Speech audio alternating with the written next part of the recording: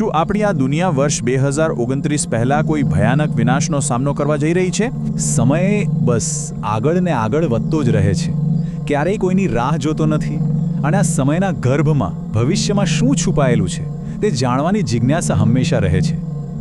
આજના આ ખાસ વિશ્લેષણમાં આપણે સમય, પ્રાચીન ભવિષ્યવાણીઓ અને આધુનિક વિજ્ઞાનના એવા રહસ્યોને ઉકેલવા જઈ રહ્યા છીએ જે કદાચ અત્યાર સુધીની આપણી બધી જ સમજને એકદમ બદલી નાખશે. બસ એક ઊંડો શ્વાસ લો અને આ અદ્ભુત અને રોમાંચક સફરમાં મારી સાથે જોડાઈ જાઓ. તો ચાલો આ વિષયના ઊંડાણમાં જઈએ.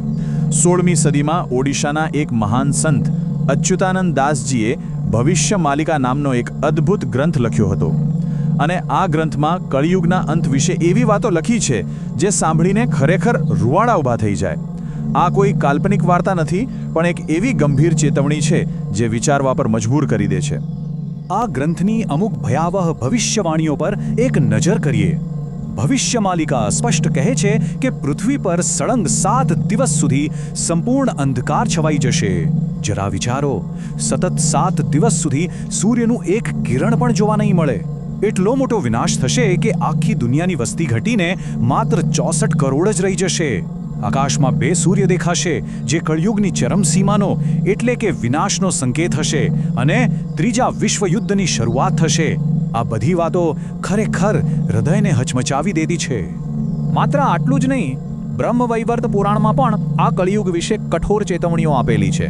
એમાં સ્પષ્ટ ઉલ્લેખ છે કે એક સમય એવો આવશે જ્યારે પવિત્ર ગંગા નદીનું પાણી સંપૂર્ણપણે સુકાઈ જશે, આખી પૃથ્વી બંજર બની જશે, અને સૌથી ડરાવણી વાત તો એ છે કે બીમારી અને અતિશય તણાવને કારણે માણસો માત્ર 20 વર્ષની નાની ઉંમરમાં જ વૃદ્ધ દેખાવા લાગશે. આ છે પરંપરાગત કળિયુગની ઘોર નિરાશા, જ્યાં ચારે બાજુ ફક્ત દુઃખ, પીડા અને પતન જ દેખાય છે. વિભાગ 1, પરંપરાગત સમયરેખા 4,32,000 વર્ષનું એક વિશાળ ચક્ર. હવે આ ગણતરીની ખરેખર ભયાનક બાબત શું છે ખબર છે? પરંપરાગત પંચાંગો અને પુરાણો પ્રમાણે સત્યયુગ, ત્રેતાયુગ અને દ્વાપરયુગ પછી આવે છે આ કળિયુગ, જેને 4,32,000 માનવ વર્ષોનો ગણવામાં આવ્યો છે. આ આંકડો ગણિતની દ્રષ્ટિએ જેટલો મોટો છે કે તે મનમાં એક ઊંડો ભય પેદા કરે છે કે શું હજુ આટલા બધા લાંબા સમય સુધી આપણે આ અંધકાર યુગમાં જ સબળવાનું છે? સૂર્ય સિદ્ધાંત અને જૂના રૂઢિચુસ્ત પંચાંગો આપણને જણાવે છે કે કળિયુગની શરૂઆત ઈસા પૂર્વે 3102માં થઈ હતી, જેનો સીધો અર્થ એ થાય કે અત્યારે આપણે આ અંધકારમાં ખરાબ રીતે ફસાયેલા છીએ અને હજુ તો 4,28,000 વર્ષોથી વધુનો સમય કાપવાનો બાકી છે, જ્યાં સુધી કલ્કી અવતાર ન થાય અને આ યુગનો અંત ન આવે. બસ પીડા જ પીડા, અથવા કદાચ આપણે અત્યાર સુધી આવું જ માનતા હતા. વિભાગ 2, એક મહાન ખુલાસો. શું આ પંચાંગો ખોટા છે? જરા વિચારો, શું એવું બની શકે કે સદીઓથી આપણે જે માની રહ્યા છીએ તે બિલકુલ ખોટું હોય? શું એવું બની શકે કે પ્રાચીન સમયના રાજાઓના દરબારમાં બેઠેલા વિદ્વાનોએ ગણતરીમાં કોઈ બહુ મોટી ઐતિહાસિક ભૂલ કરી હોય? વર્ષ 1894 એક મહાન વિદ્વાન અને સંત સ્વામી શ્રી યુક્તેશ્વર ગિરિજીએ એક અદ્ભુત પુસ્તક પ્રકાશિત કર્યું, જેનું નામ હતું કૈવલ્ય દર્શનમ. અંગ્રેજીમાં કહીએ તો ધ હોલી સાયન્સ. આ પુસ્તકમાં તેમણે એક એવો ક્રાંતિકારી સુધારો રજૂ કર્યો જેણે સમય ગણતરીના પાયા જ હચમચાવી દીધા. આ કોઈ સામાન્ય દાવો ન હતો, પણ એક ઋષિની અત્યંત ઊંડી વૈજ્ઞાનિક દ્રષ્ટિ હતી. તો સૌથી મહત્વનો મુદ્દો એ છે કે આ સુધારો આખરે હતો શું? જુઓ, પરંપરાગત પંચાંગો કહેતા હતા કે કળિયુગ 4,32,000 વર્ષ લાંબો છે, પણ શ્રી યુક્તેશ્વર ગિરિજીએ સાબિત કરી દીધું કે કળિયુગ હકીકતમાં માત્ર 1200 વર્ષ જ લાંબો છે. જી હા, માત્ર 1200 વર્ષ. બન્યું એવું કે ઈસા પૂર્વે 700ની આસપાસ રાજા પરીક્ષિતના સમય પછી વિદ્વાનોએ દેવતાઓના વર્ષો અને માનવીઓના વર્ષો વચ્ચે ગૂંચવણ ઊભી કરી, અને એક નાનકડી ગાણિતિક ભૂલે 1200 વર્ષને 4 લાખથી વધુ વર્ષોમાં ફેરવી દીધા. જો આપણે આ સાચી ગણતરીને ધ્યાનમાં લઈએ તો ઇતિહાસ કંઈક અલગ જ દેખાય છે. સાચો કળિયુગ ઈસા પૂર્વે 701માં શરૂ થયો હતો, અને ઈસવીસન 499ની સાલ એ માનવ બુદ્ધિ અને ચેતના માટે ઇતિહાસનો સૌથી અંધકારમય, સૌથી ખરાબ સમય હતો. આ એ જ સમય હતો જ્યારે રોમન સામ્રાજ્ય અને ગુપ્ત સામ્રાજ્ય જેવી મહાન સંસ્કૃતિઓ ધ્વસ્ત થઈ ગઈ, અને ત્યારથી આપણે ધીમે ધીમે ફરી ઉપર તરફ જઈ રહ્યા છીએ. અને તેથી જ આ આંકડો અત્યંત રાહત આપનારો છે. શ્રી યુક્તેશ્વરજીની ગણતરી મુજબ વર્ષ 2018માં આપણે આરોહી એટલે કે ઉપર તરફ જતા દ્વાપર યુગના 409મા વર્ષમાં પ્રવેશી ચૂક્યા છીએ. આપણે કોઈ વિનાશના યુગમાં નથી, પરંતુ જાગૃતિ અને બુદ્ધિના વિકાસના યુગમાં જીવી રહ્યા છીએ. આ ખરેખર એક નવી આશાનું કિરણ છે. વિભાગ 3 બ્રહ્માંડ અને માનવ ચેતના, જ્યાં પૌરાણિક કથાઓ અને આધુનિક વિજ્ઞાનનો અદ્ભુત સંગમ થાય છે. સમયના આ ચક્રો એ માત્ર પૌરાણિક કથાઓ પૂરતા સીમિત નથી. તે સીધી રીતે આપણા બ્રહ્માંડ અને આપણી ચેતના સાથે જોડાયેલા છે. હિન્દુ બ્રહ્માંડ વિજ્ઞાનમાં એક અત્યંત મહત્વનો ખ્યાલ છે વિષ્ણુ નાભી. આ બ્રહ્માંડના ચુંબકત્વનું એક એવું મહાન કેન્દ્ર છે જેની આસપાસ આપણું સૂર્ય તેની આખી સૂર્યમાળા સાથે ફરે છે.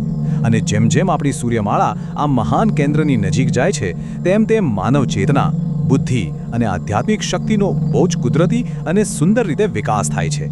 અને આ બાબત ખૂબ જ સુંદર રીતે દર્શાવે છે કે પ્રાચીન જ્ઞાન અને આધુનિક વિજ્ઞાન વચ્ચે કેટલી જબરદસ્ત સમાનતા છે. પ્રાચીન જ્ઞાન એવું કહે છે કે સૂર્ય વિષ્ણુ નાભીની આસપાસ 24,000 વર્ષના ચક્રમાં ફરે છે, જ્યારે આધુનિક ખગોળશાસ્ત્ર એટલે કે એસ્ટ્રોફિઝિક્સ હમણાં જ એ નિષ્કર્ષ પર પહોંચ્યું છે કે આપણી આખી આકાશગંગા એક રહસ્યમય ગુરુત્વાકર્ષણ કેન્દ્ર તરફ ખેંચાઈ રહી છે, જેને વૈજ્ઞાનિકો ધ ગ્રેટ અટ્રેક્ટર કહે છે. બિલકુલ સમાન વાત. વિજ્ઞાન શું કહે છે તેના પર ધ્યાન આપીએ તો આ ગ્રેટ એટ્રેક્ટર આપણાથી 250 પ્રકાશ વર્ષ દૂર આવેલું છે અને તે આપણી આકાશગંગાને 600 કિલોમીટર પ્રતિ સેકન્ડ એટલે કે 20 લાખ કિલોમીટર પ્રતિ કલાકની ભયંકર ઝડપે પોતાની તરફ ખેંચી રહ્યું છે. આ એક અદૃશ્ય પણ અત્યંત શક્તિશાળી ગુરુત્વાકર્ષણ બળ છે, જે સ્પષ્ટ સાબિત કરે છે કે બ્રહ્માંડ વિશેનું આપણું પ્રાચીન જ્ઞાન આજના આધુનિક વિજ્ઞાન કરતાં હજારો વર્ષો આગળ હતું. ખરેખર આશ્ચર્યજનક. વિભાગ 4 આધ્યાત્મિક આધાર, અશાંતિમાંથી બચવા અને મનને શાંત રાખવાનો માર્ગ. દુનિયા અત્યારે બહુ ઝડપથી બદલાઈ રહી છે. આકાશગંગાઓ ખેંચાઈ રહી છે અને આ બદલાતા યુગની અરાજકતા વચ્ચે થોડો ભય અનુભવવો એકદમ સ્વાભાવિક છે. પરંતુ આપણા ઋષિમુનિઓએ આ બદલાવ અને અશાંતિમાંથી બચવા માટે આપણને એક અદ્ભુત આધ્યાત્મિક આધાર આપ્યો છે. કલિસંતરણ ઉપનિષદમાં આનો ખૂબ જ સુંદર ઉકેલ છે. કથા કંઈક એવી છે કે જ્યારે દ્વાપર યુગનો અંત આવવાનો હતો, ત્યારે દેવર્ષિ નારદ બ્રહ્માજી પાસે ગયા.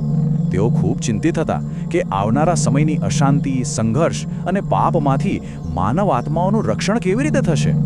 ત્યારે બ્રહ્માજીએ તેમને એક દિવ્ય માર્ગ બતાવ્યો, જે આ યુગની તમામ નકારાત્મકતાઓને સંપૂર્ણપણે ધોઈ નાખે છે. અને તે દિવ્ય માર્ગ છે આ મહામંત્ર હરે રામ રામ રામ હરે હરે, હરે કૃષ્ણ કૃષ્ણ કૃષ્ણ હરે હરે. આ માત્ર 16 શબ્દો નથી હો, આ તો માનવ મન માટે એક અંતિમ આધ્યાત્મિક આધાર છે. જ્યારે પણ અરાજકતા વધે, મન ડગમગવા લાગે, ત્યારે આ મંત્ર આત્માને એક બહુ જ ઊંડી અને પવિત્ર શાંતિ પ્રદાન કરે છે. આ મહામંત્રની શક્તિ ખરેખર અપાર છે. 16મી સદીમાં ચૈતન્ય મહાપ્રભુએ તેને જન જન સુધી પહોંચાડ્યો. આ મંત્રની સૌથી મોટી સુંદરતા એ છે કે તેને જપવા માટે કોઈ જ કઠોર નિયમો નથી. કોઈ પણ વ્યક્તિ ગમે તે અવસ્થામાં તેનો જપ કરી શકે છે.